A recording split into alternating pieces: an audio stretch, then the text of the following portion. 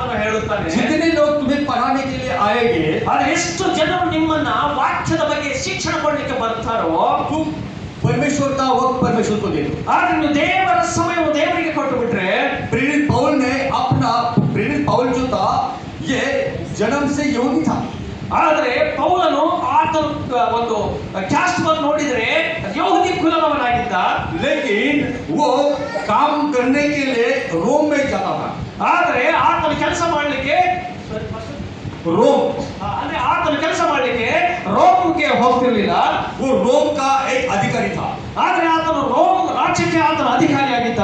हेरोदेस राजा के उस स्थान में एक अधिकारी था, ಯಾಕಂದ್ರೆ ಆ ಒಂದು अधिकारी हेरोदेस, ಹೆರೋದ ರಾಜನಿರುವ ಸಮಯದಲ್ಲಿ ರೋಮ್ ರಾಜ್ಯದ ಪೌಲನು ಅಧಿಕಾರಿಯಾಗಿದ್ದ. और वो राजा होके भी, वो एक अधिकारी होके भी वो पहले परमेश्वर के काम करने वाले लोगों के खिलाफ जाता था। ಯಾಕಂದ್ರೆ ಆತನು ಒಬ್ಬ ಅಧಿಕಾರಿ ಇದ್ರೂ ಮೊದಲಿಗೆ ದೇವರ ಕೆಲಸಕ್ಕೆ ಮಾಡಲಿಕ್ಕೆ, ಸಾರಲಿಕ್ಕೆ ಆತನು, और उसको परमेश्वर ने उसको दर्शन देके बताया। ಆದ್ರೆ ಆತನು ಈ ತರ ಮಾಡುವಾಗ ದೇವರು ಅವರಿಗೆ ಒಂದು ದರ್ಶನವನ್ನು ಕೊಟ್ಟರು. वो लोग जो परमेश्वर के लोग थे उसको खिलाफ ऐसा काम करता था, ಆದ್ರೆ ದೇವರ ವಿರುದ್ಧವಾಗಿ ಈ ತರ ಒಂದು ಕೆಲಸ ಮಾಡ್ತಿದ್ದ ಆತನು. सुसमाचार सुनाने वाले लोगों को वो तकलीफ देता था। ಆದರೆ ಆತನು ದೇವರ ಸುವಾರ್ತೆಯನ್ನು ಸಾರಲಿಕ್ಕೆ ಬರುವ ಜನರಿಗೆ ಈ ತರ ತೊಂದರೆ ಕೊಡ್ತಿದ್ದ. और उस वक्त परमेश्वर ने उसको दर्शन दिया, ಆದ್ರೆ ಈ ಸಮಯದಲ್ಲಿ ಒಂದು ದೇವರ ಆತನ ದರ್ಶನವನ್ನು ಕೊಟ್ಟರು ಪೌಲನಿಗೆ. और वो घोड़े पे जा रहा था। ಆದ್ರೆ ಅವನು ಕುದುರೆ ಮೇಲೆ ಹೋಗ್ತಾ ಇದ್ದ. प्रेरितों का काम 27 अध्याय में ये बातें लिखी है, ಆದ್ರೆ ಅಪೊಸ್ತಲರ ಬರೆದ ಪತ್ರಿಕೆ 27ನೇ ಅಧ್ಯಾಯದಲ್ಲಿ ಬರೆಯಲ್ಪಟ್ಟ. खाली सुनी है तो ಸುಮ್ಮನೆ ಕೇಳ್ರಿ ಅಷ್ಟೇ.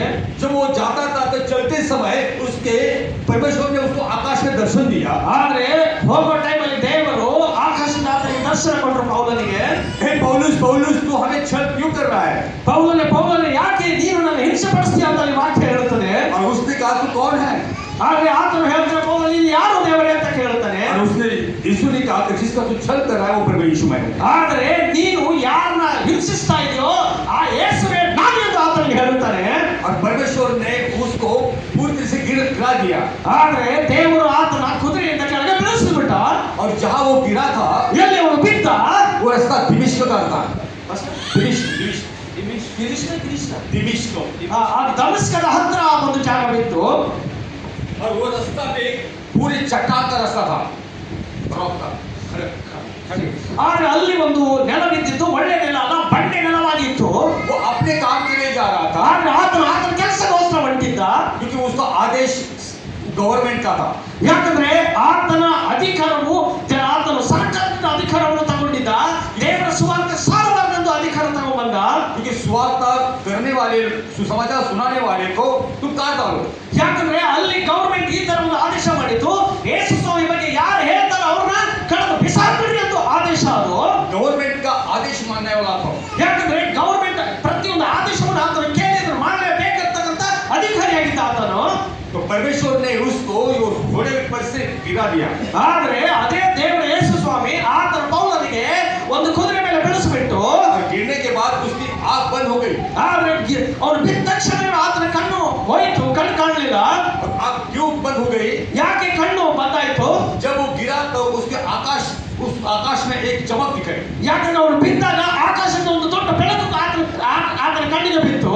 और उसने वो दर्शन को देखा, ಆದ್ರೆ ಆ ದರ್ಶನವನ್ನು ಆತನು ನೋಡ್ದ. यीशु मसीह को देखा, ಯಾಕಂದ್ರೆ ದೇವರನ್ನೇ ಆತನು ನೋಡ್ದ. उसको आवाज को सुना, ಆದ್ರೆ ಯೇಸುವಿನ ಒಂದು ಧ್ವನಿನ ಕೇಳ್ದ. और फिर उसको कहा ಆದ್ರೆ ಆತನು ಅದಾದ ನಂತರ ಹೇಳ್ದ, अब जा तू और एक आदमी तुझे मिलेगा। ಆದ್ರೆ ಮತ್ತೆ ದೇವರು ಹೇಳಿದ್ರು, ಇವಾಗ ಹೋಗು, ಒಬ್ಬ ಮನುಷ್ಯ ನಿನಗೆ ಸಿಗುತ್ತಾನೆ ಅಂತ ಹೇಳಿದ. एक हनन्या नामक एक सेवक मिलेगा। ಆದ್ರೆ ಅನನ್ಯ ಅಂತ ಒಬ್ಬ ಮನುಷ್ಯ ಆಗ್ತಿರ್ತಾನೆ, ಅಲ್ಲಿ ಹೋಗಿ ನೀನು ಹೇಳು, ಅಲ್ಲಿ ಹೋಗಿ ಸಿಗು. वो तेरे सर के ऊपर हाथ रखेगा, ಆದ್ರೆ ಆತನು ನಿನ್ನ ತಲೆ ಮೇಲೆ ಕೈ ಇಡ್ತಾನೆ. तब तुझे दृष्टि प्राप्त हो जाएगी। ಅವಾಗ